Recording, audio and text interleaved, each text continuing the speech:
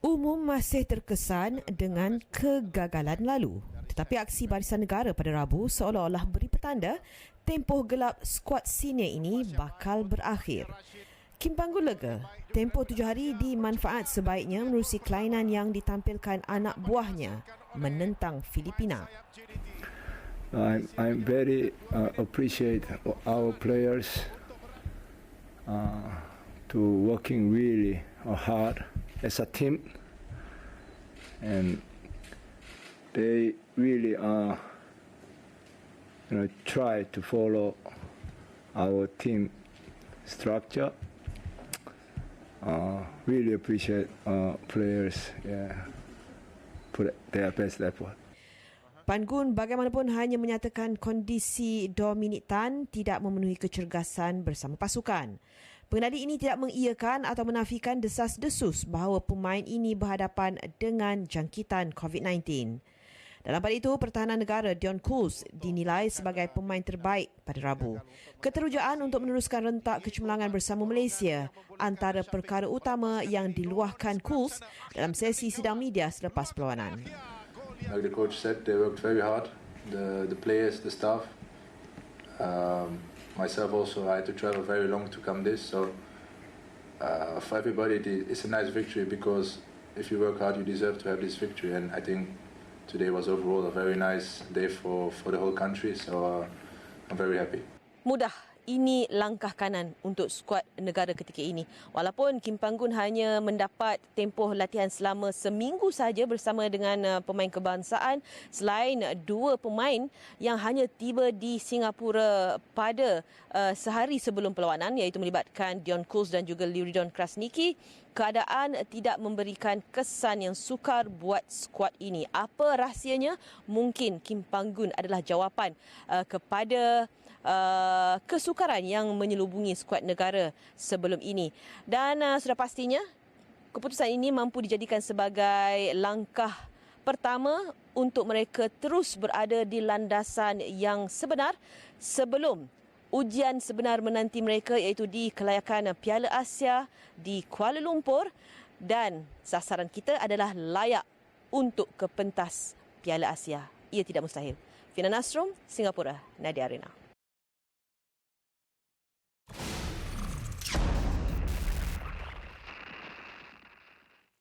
Okey, baik. Kita sekali lagi akan bersama dengan wartawan Fina Nasrum yang berada di Kota Singa di Singapura yang menyaksikan sendiri perlawanan Malaysia meraih kemenangan ke atas Filipina. Assalamualaikum Fina, boleh dengar saya Fina? Waalaikumsalam Akbar, sihat ke? Alhamdulillah, makan 3 kali nasi. Okey, baik, itu pun sebab menang tau. Baik, Fina merayakan kemenangan pasukan Malaysia. Rata-rata peminat-peminat berpuas hati dengan aksi pertama skuad negara di bawah Kim Panggun. Tapi kami tak puas mendengar apa yang diperkatakan Panggun dalam sesi sidang media selepas perlawanan. Jadi mungkin ada lagi yang boleh Fina kongsikan apa yang dilontarkan oleh Panggun. Okey Akbar, saya sebenarnya tertarik pada satu kenyataan Kim Panggun yang menyebut bahawa tidak ada seorang pun pemain Malaysia yang tidak layak untuk menyarung jersey negara, tetapi mereka adalah pemain-pemain yang cukup berbakat, cuma cara untuk polish pemain-pemain ini saja belum ditemui sebelum ini. Jadi Panggun menegaskan itulah tugasan beliau bersama dengan skuad kebangsaan dan sekaligus dia ingin mencipta sesuatu yang lebih berkesan untuk skuad kebangsaan. Apa yang boleh saya simpulkan di sini dengan karakter yang ada pada Kim Panggun, walaupun kalau kita dengar penjelasan beliau selepas perlawanan semalam begitu lembut, begitu sopan, tetapi beliau sebenarnya seorang yang memiliki karakter yang cukup tegas, garang di atas padang, tegas di atas padang, dan itulah yang mungkin boleh menjadikan perbezaan karakter yang dimainkan oleh jurulatih sendiri akan memainkan peranan dan juga impak kepada pasukan. Tetapi walaupun Kim Panggun disifatkan sebagai jurulatih yang cukup tegas, saya fikir dia memiliki cara tersendiri untuk tackle hati pemain.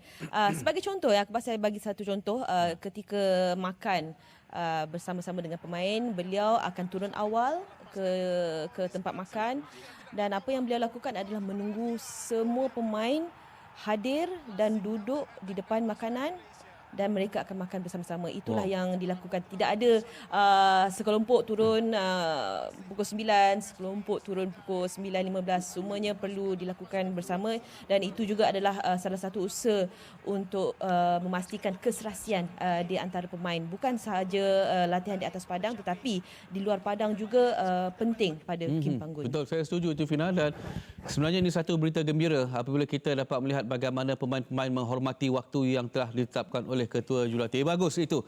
Karakter yang inilah yang kita inginkan. Okey, baik. Nak tanya juga, usai perlawanan tentang pasukan Filipina, juga timbul kerisauan di sini. Ada tak pemain-pemain yang mengalami kecederaan yang mungkin tak dapat turun dan tak cergas untuk perlawanan yang seterusnya?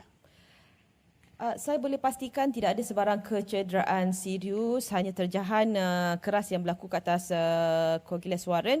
Tetapi selepas perlawanan semalam, saya sempat bertanyakan kepada beliau, macam mana, injury okey ke, teruk ke apa? Dia gelak-gelak ajalah, dia macam cakap no, nothing yang serius, dan dia cergas untuk perlawanan seterusnya. Okey, baik Fina, sambil-sambil kami melihat latar belakang yang sangat cantik. Saya tak pasti itu real ataupun gambar, tak apa. Okey, baik. Fina. Real Akbar, real. Saya sanggup datang ke sini. Baik, desas-desus kita kedengaran. Ada seorang pemain daripada skuad Filipina yang turun beraksi semalam. Sebenarnya dia positif COVID-19 selepas diuji selepas perlawanan. Itulah yang berlaku sebenarnya Akbar. Saya juga agak terkejut dengan perkembangan ini. Difahamkan pemain ini Ian Ramsey yang memakai jersey nombor 7 dan beliau juga merupakan kesebelasan utama pasukan Filipina dalam aksi pada semalam, dan sebaik sahaja tamat perlawanan pada semalam, keseluruhan pemain wajib menjalani ujian untuk detect sama ada COVID-19 ataupun tidak, dan pemain ini dilihat positif dan sebaik sahaja pemain ini positif dengan ujian tersebut, beliau telah pun diiringi keluar oleh barisan perubatan, dan apa yang merisaukan saya adalah pemain ini beraksi pada semalam, dan kalau kita nak bercakap tentang kontak rapat ataupun kemungkinan jangkitan, pada saya cukup besar, tetapi kita mengharapkan perkara itu tidak berlakulah Akbar.